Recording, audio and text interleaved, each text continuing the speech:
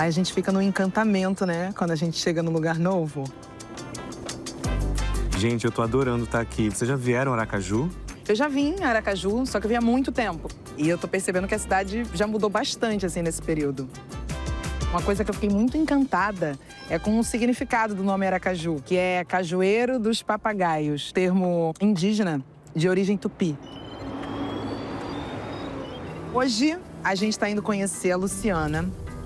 A Luciana é uma mulher jovem, de 31 anos, jornalista, mas atualmente ela trabalha como relações públicas e ela trabalha em home office. Ela mora junto com o pai, que é cego e também diabético.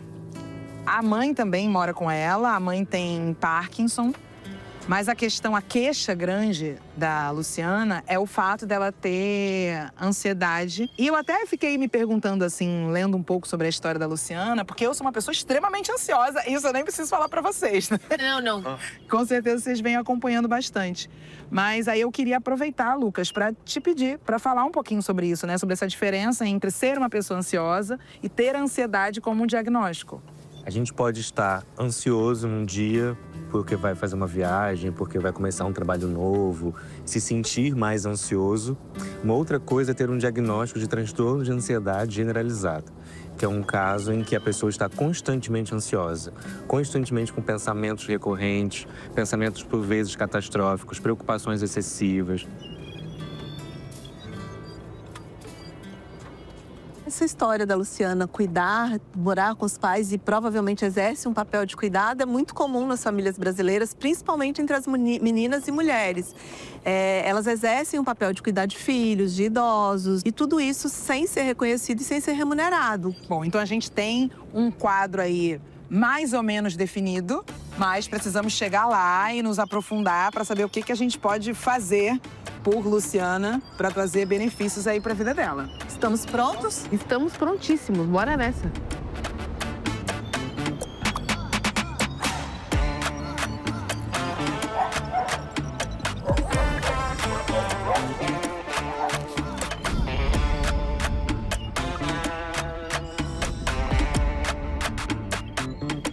Obrigada por terem vindo.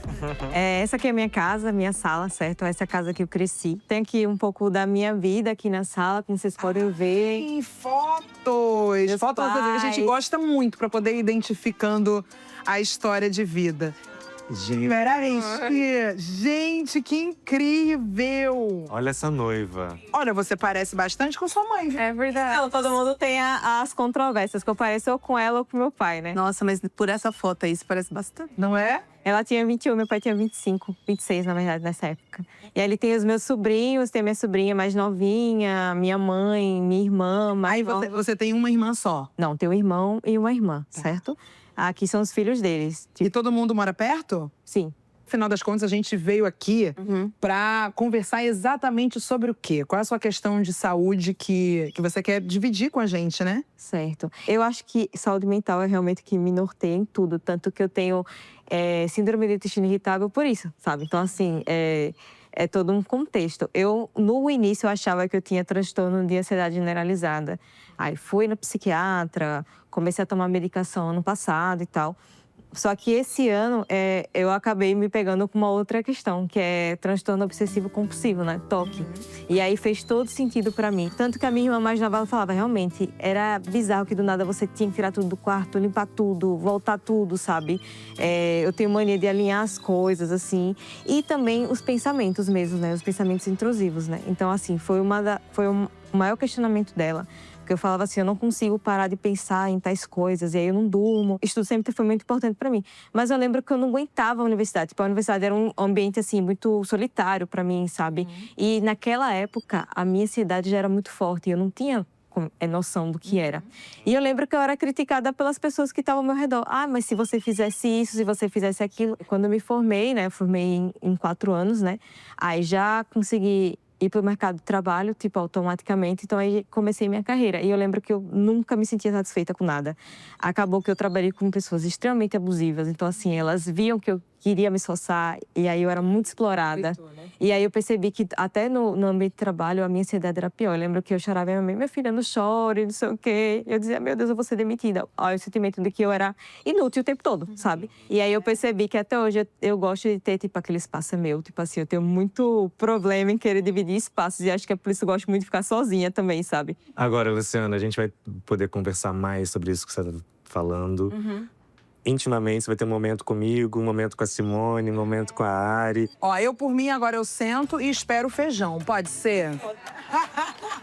Quando a gente entrou na casa da Luciana, ela abriu um sorriso e falou: meu Deus, tem 4 pessoas negras aqui que vieram conhecer a minha história. Vieram me dar dicas de saúde para ter uma vida mais saudável. Ela ficou muito emocionada. E eu prontamente fiquei também. Luciana, me conta um pouco da sua rotina, de como é o seu dia a dia. Então, a dinâmica familiar mudou bastante, né?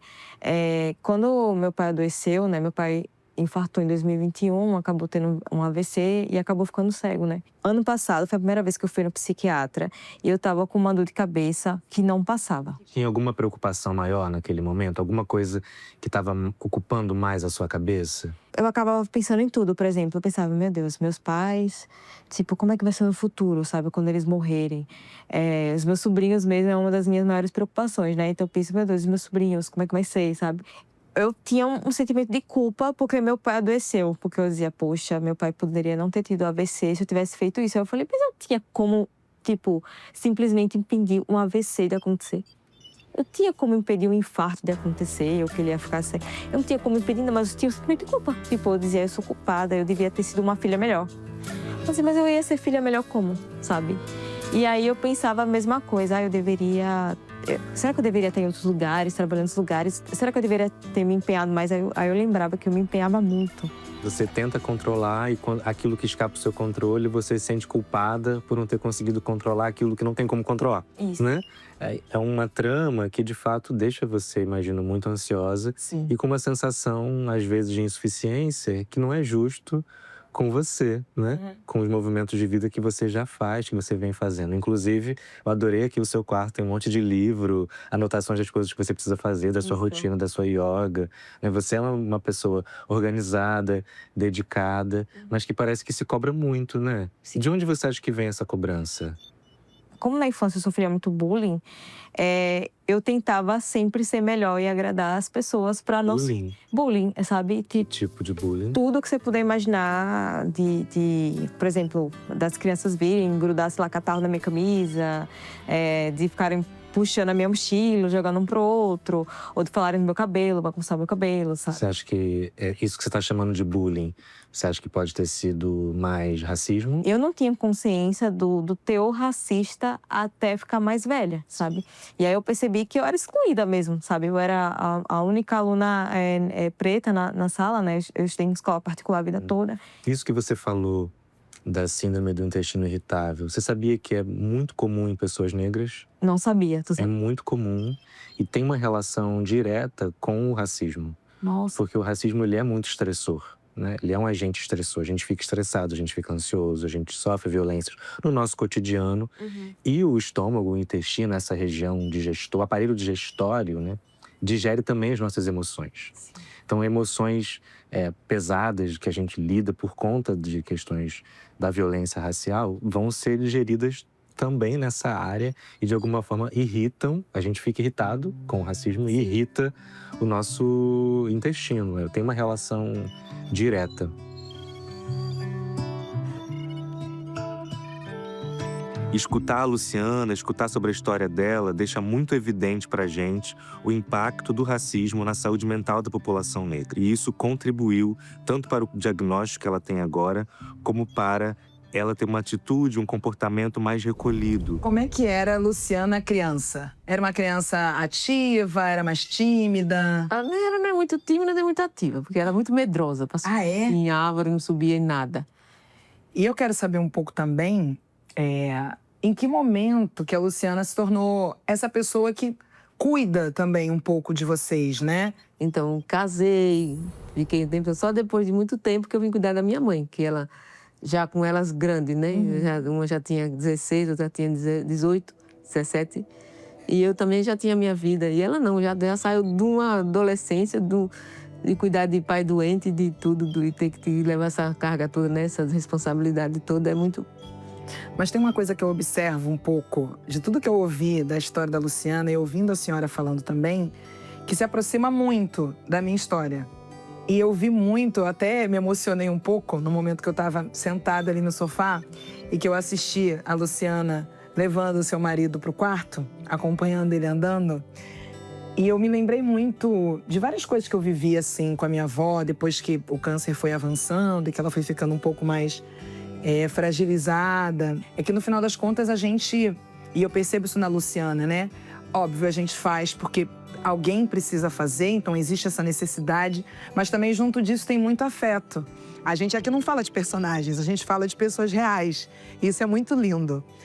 E eu tenho certeza que quando a gente se deixa emocionar por uma história e pensando que a gente não pode contar só histórias de pessoas negras que sejam histórias de superação, mas histórias que sejam exemplo de verdade, porque são histórias reais. Podem ser histórias de batalha, de pessoas que muitas das vezes não são valorizadas como deveriam ser, mas são pessoas que estão disponíveis e se sentem disponíveis porque se sentem representadas também por quem adentra as suas casas.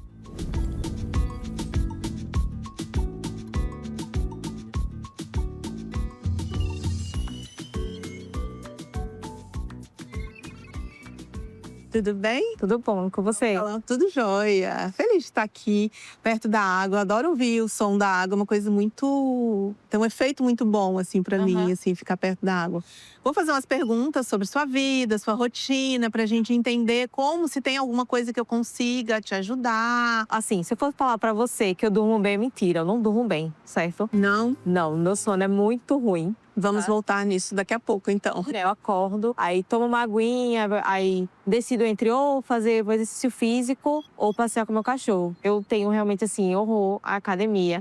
Não sei se tem a ver pelo fato de ser muito introspectiva, de não gostar muito de estar em ambientes com muitas pessoas ao mesmo tempo. Eu sempre fui assim desde criança, né? Acho que tem vários motivos, assim, mas ainda bem que você achou um jeito de trazer isso pra sua vida dentro de casa. Você tenta fazer uma alimentação mais regradinha. Eu sempre priorizo comer primeiro as frutas, né? Eu sempre como 3 frutas por dia, até 4 ou 5. Gente, ela entendeu tudo já, olha. Aí eu sempre tô comendo e sempre atrás de fibra, essas coisas que sejam boas pra mim, que tem a vitamina C, tudo isso. Eu realmente priorizo essa questão. Mas o ideal é isso, você ser mais regrada e preocupada com a alimentação a maior parte do tempo e de vez em quando se permitir, até por uma questão de prazer mesmo, de socialização junto com as pessoas que você gosta, né? Café, toma muito? Eu tenho que rir, porque eu tomo pelo menos umas 4 xícaras por dia. O dia todo? Você toma café até o final da tarde? Às vezes até a noite. Temos uma questão aí. Eu tô tentando cortar o café, porque assim, tinha dias que… eu acho que por uma questão de ansiedade, eu fico com muito medo de não dar conta do trabalho, apesar de que isso até hoje não aconteceu. Só que aí eu fico, assim, meio com sono, por quê? Porque eu durmo mal.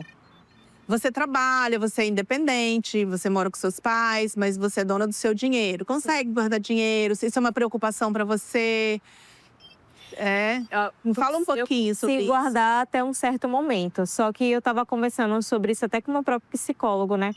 Que existe a questão dos desejos de consumo, tem a questão da compulsão, né? E eu falo isso abertamente, não é uma mentira. Tipo, às vezes eu achar que preciso, e aí quando eu vejo eu não precisava, e aí tô cheia de culpa. O dia que você não dorme muito bem, geralmente no dia seguinte a gente tá mais vulnerável a uma série de coisas. A ficar com um desejo de compensação, a mudar a alimentação, a tomar mais café, a gastar mais, porque seu corpo tá cansado. Semana passada mesmo teve um dia que o expediente acabou às 18 horas, né? Porque a gente trabalha de 8 às 18.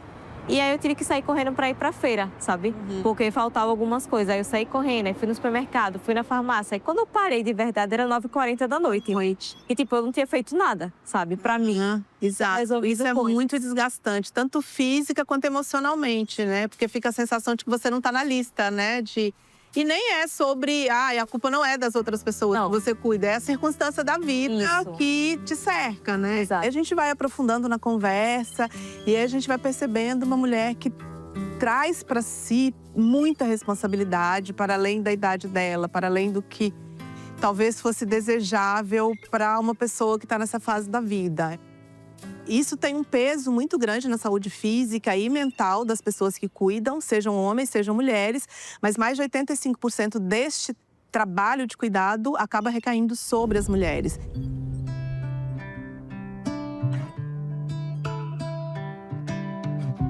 Equipe, Fala. Luciana é uma participante com muitas camadas, né? É muito duro a gente se dar conta, né? A gente perceber concretamente como que o racismo produz efeitos na saúde mental e na saúde física das pessoas negras, né? E é bem importante a gente lembrar que o nosso corpo fala, né? Nosso corpo fala e explica muita coisa, né? No caso dela, ele explica coisas demais. O quanto que isso impactou na sociabilidade dela, porque ela acabou se fechando, evitando estar em grupos, porque ela não se sentia incluída nos grupos que existiam naquele espaço. Isso precisa ser muito respeitado, porque acredito que o importante é ela estar bem com ela mesma. Ao mesmo tempo, a gente sabe o quanto que a coletividade nos cura. A coletividade nos salva. Muito, né? A gente está vivendo isso na pele enquanto grupo. Sim. Então, como que a gente conversa com a Luciana, né? Ajuda a Luciana a ter mais espaços de sociabilidade. Eu acho que a gente vai ter que dar um jeito, gente. E achar aqui em Aracaju, não sei, algum grupo de pessoas pretas. Sabe o que eu fiquei pensando agora, te ouvindo? De um grupo de capoeira. A capoeira isso, como é uma isso. prática ancestral, como uma tecnologia ancestral de preservação em grupo. Em grupo. Eu acho que pode ser muito interessante para ela. Seria lindo. Imagina a Luciana numa roda de capoeira. Inclusive, a gente podia ir junto. O que você acha, Ari? Eu gosto. Tanto nessa questão do movimento mais específico da capoeira, mas também em socializar e se sentir pertencente ao espaço, acho que vai fazer toda a diferença para ela. Você pensou mais alguma coisa, Simone, que você gostaria de trabalhar com ela? Trabalhar um pouco a questão do sono, que eu descobri aí que ela tem 2 gargalos aí, que um é café, que ela toma bastante, inclusive à noite. Eita!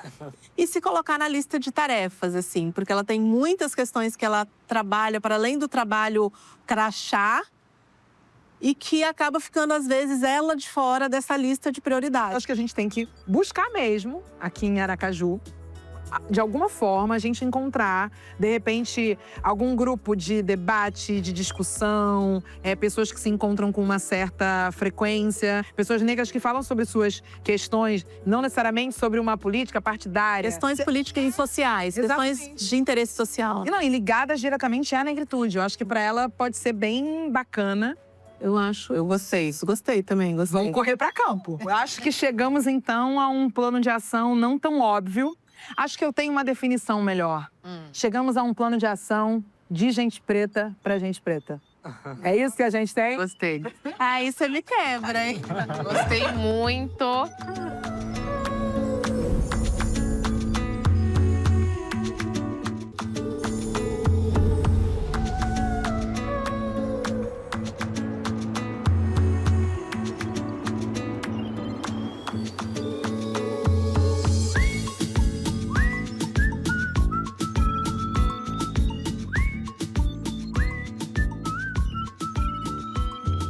Oi, Luciana. Tudo bem? Tudo bom, você? Temos um plano de ação. Só um instantinho, tô terminando de ajudar minha mãe e já volto, tá bom? Tá, já. Eu espero que a gente não esteja atrapalhando muito aí a rotina dela. Vamos esperar, vamos ver. Chegou meio de surpresa. Acredito que esse episódio em especial seja voltado para a saúde mental, pelas questões que ela trouxe pra gente, que ela abordou com a gente, da ansiedade, do estresse, da cobrança que ela sente.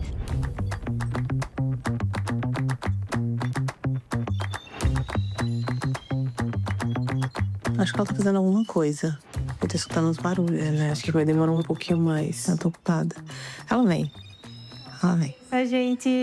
Cheguei, tava aqui ajudando a minha mãe. Estávamos ansiosas. Ai, que bom. Eu percebi que você tá sempre sendo chamada, né? Sempre alguém tá te chamando aqui, né? Pra tudo. Você toca, né? Organiza tudo, né? A orquestra. Mais ou menos, né? Mas é por aí.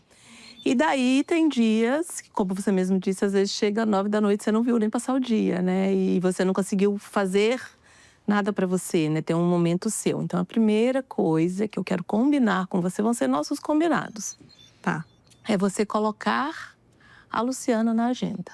Ter um horário mesmo do dia que é para você.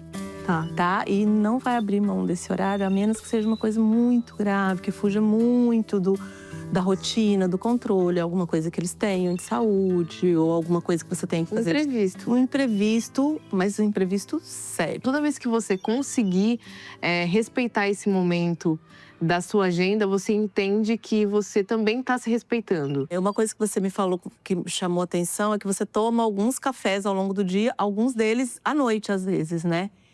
E isso tem um impacto muito grande no sono. A cafeína demora muito tempo para ser metabolizada no corpo. Então, não é que você tome, daí a 2 horas ela já saiu. Pode demorar de 8 a 12 horas. Então, assim, não vou cortar seu café. Não seria eu essa pessoa. Mas a gente precisa ter uns combinados aí, tá? Café até as 12 horas, 14 horas no máximo, café. Mas, você já experimentou o café descafeinado? Não gosto. Mas ele tem o mesmo gosto. Mas não sei. É só porque você sabe que ele não tem cafeína. Eu queria que você tentasse, porque você me falou que quando você vai tomar você vai comer seu cuscuzinho, é café, né? Então eu quero que você continue tendo esse prazer, mas sem impacto no seu sono. Se você continuar tomando café 7, 8 horas da noite, seu sono vai continuar sendo prejudicado. Isso é um fato. Então, assim, tenta marcas diferentes, tenta uma marca, tenta outra. Às vezes você toma um que você não gostou, mas você pode tentar um outro. E você é uma pessoa que se movimenta bastante, isso é ótimo. Você já faz atividade física. No plano de ação, nós pensamos em sugerir a capoeira para você. Você já fez capoeira? Não. E aí a capoeira, você trabalha o seu corpo de uma maneira dinâmica e também tem uma questão de conexão com a ancestralidade, né, Simone? Eu apostaria que você vai gostar desses elementos, assim. Você se interessa bastante pelas questões étnico-raciais. Então, eu acho que vai ser um lugar onde você vai reconhecer parte da sua história, dos seus ancestrais, de como a capoeira surgiu, de por que ela no Brasil foi marginalizada por muito tempo. E, além disso, colocar seu corpo muito em movimento, assim. E tem um pouco de arte na capoeira, porque ela é uma luta, mas ela é uma dança. Então, eu acho que são vários elementos para você curtir. Eu apostaria que você vai gostar bastante. Olha, Lu, eu confesso que eu não sei se eu tô preparada para esse negócio de despedida, não. Eu não tô. Ai, o coração fica assim apertadinho. Não gosto também. Eu também não, mas eu queria dizer que foi realmente um prazer receber vocês aqui, sabe? Nunca imaginei receber, assim, pessoas com a inteligência que tem, com tanta generosidade, vir aqui na minha casa, me ouvir, conhecer a minha história, entender como é o meu laço com a minha família e mesmo assim me dar tantas dicas boas. Eu acho que o que eu levo daqui, com certeza já mudou a minha vida, já mudou a minha semana. Eu tenho certeza que eu vou levar pra vida. Muito obrigada a todos vocês. Você pode ter certeza que a gente aprendeu muito com você. Talvez a gente tenha aprendido mais com você do que você com a gente. Que é isso. Acho que no final foi uma troca de aprendizados, né? De todo mundo aprendeu um com o outro. Eu espero que vocês façam um bom retorno e que vocês levem Aracaju no coração e podem ter certeza que vocês marcaram minha vida. Eu vou sempre lembrar de vocês. Coisa linda! Abraço coletivo, abraço coletivo.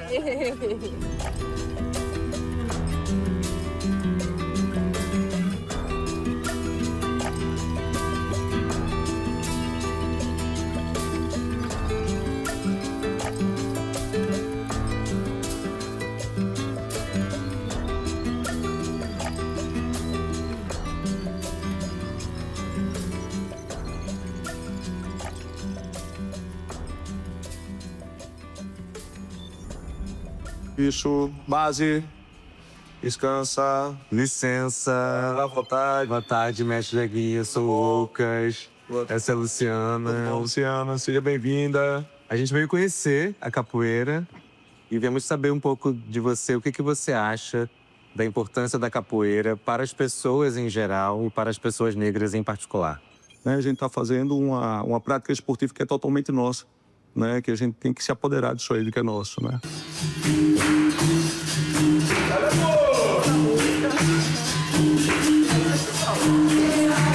Para além de exercitar um controle, a capoeira exercita sua capacidade de estar preparada para lidar com o que vem. Você nunca na roda sabe o que vai acontecer.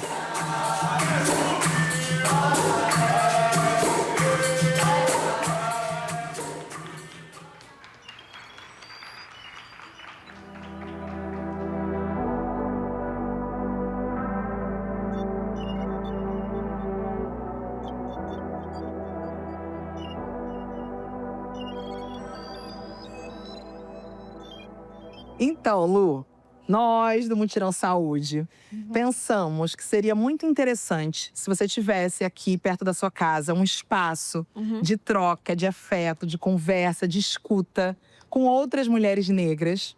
Portanto, a gente quer que você participe dessa reunião, que é da Auto-Organização de Mulheres Negras de Sergipe, Rejane Maria. Aliás, é um lugar que você conhece, você sabe da existência desse grupo? Então, a existência do grupo eu sei, mas eu nunca participei. E tava até falando isso com outros amigos, tipo, que eu me sinto distante de tudo. E às vezes eu sinto uma saudade de estar assim, né, nos meios. Obrigada! Essa é a Luciana. A Luciana é daqui de Aracaju. E a gente, no Mutirão Saúde, a gente entendeu que seria muito importante que ela tivesse, de fato, um espaço de conversa, de escuta, de troca. Então, a Rejane Maria, ela nasce em Aracaju a partir de várias inquietações, né, de mulheres negras em várias ocupações, né, professoras, jornalistas, várias companheiras negras, né, que militavam nessa época. Aí eu dato 2014, né, 2013/2014. Entenderam a importância de começar a se conversar. Porque se a gente existe, por que a gente não estava conversando sobre isso que nós temos em comum, né? Que é essa experiência de sermos mulheres negras. Eu passei por 2 situações de racismo em 2022 que eu queria muito, assim, sabe, de gritar para o mundo, dizer, velho, não é possível que isso tenha acontecido, sabe? Trabalhando e tendo que passar por poucas e boas e não tinha a quem pudesse me entender. Porque, por mais que eu fosse conversar, as pessoas diziam, não, mas é porque, né? Tipo, é porque, qual o motivo? Eu quero que seja um primeiro passo e que daqui por diante ela possa contar com esse acolhimento, possa contar com essa troca, trazer as narrativas dela também.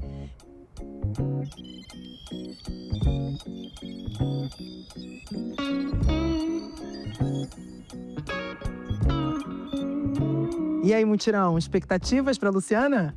Talentas, né? Então vamos nessa. Tem noção de como as coisas mudam? Essa foto eu tirei Nossa, uma semana gente. que eu não dormi. Eu passei as madrugadas chorando e só pegava no sono lá para 5h30. Foram dias tortuosos. Eu achei que já tinha vivido todo tipo de sentimento, mas não. Eita. Cheguei começou bem assim lá já. no fundo. Eu me perguntei, eu não posso viver com leveza? Nossa, gente. Olha a pergunta, eu posso viver com leveza? Profundo. Profundo. A chegada de vocês me fez perceber que eu preciso falar sobre as coisas. Não posso mais guardar as coisas, porque elas me machucam em um grau muito alto. Muito bem, Lu. Porque a ideia é realmente me colocar como prioridade e me colocar na minha agenda de todos os dias. Exatamente. Perfeito. Ai, adoro um checklist. Ontem foi meu aniversário e eu não tô escrevendo para parecer que quero parabéns, mas para comentar como foi passar um dia inteiro em paz e fazendo as coisas da minha rotina. Muito forte isso, muito bonito que ela disse, né? De passar um dia em paz. Sim. E aí foi isso que eu botei na minha cabeça, que eu vou realmente seguir tentando realmente não colocar tudo acima de mim, mas equilibrar, né? Porque senão colapso, né? O colapso vem e eu não quero isso. De jeito nenhum. Dê a volta ao sol e aqui começa um ano novo. Dê adeus ao que ficou e eu sei que tudo que vivi, com certeza de que boa parte de mim não me permite viver novamente. Aí na segunda-feira eu resolvi sair assim de última hora e fui pra Rua de São João. Então ela foi pro São João. Pra Rua de São João. E aí lá eu encontrei uma amiga minha. E a gente passou a noite toda, assim, vendo a banda, sabe? E isso pra mim foi muito bom. E depois a gente ficou conversando até quase 2 horas da manhã, sabe? E assim, faz muito tempo que eu não faço isso sempre pra conversar com as pessoas. Que bonito que ela tá encontrando com as amigas. E graças a Deus, já foi. É isto. Feliz ano novo pra mim. Feliz ano novo, Lu! Linda, gente. Gente, como um vídeo pode começar tão dolorido e terminar tão gostoso, né? Tô muito emocionado, porque foi um encontro muito especial, né? De nós 4 com a Luciana. Foi. E poder vê-la comprometida com o cuidado dela. A sensação é de que ela abriu uma janela e deixou entrar um sol dentro dela, né? Ela vai clareando, vai iluminando, vai acendendo o sorriso, abrindo os olhos. É muito bonito de ver. Luciana, ela nos ensinou muita coisa. E é uma honra poder fazer parte dessa jornada dela e por ouvir dela mesma que ela está se priorizando, sabe? Porque não é comum pessoas pretas se priorizarem. Acho que ver a Luciana nos emociona tanto porque a gente se vê outras mulheres negras que a gente conhece e sabe que essas histórias são atravessadas por muitas coisas, assim, que estão na história da Luciana, mas com um pouquinho de diferença, estão na história da vida de todas nós, né? E talvez essa seja a nossa maior militância, viver.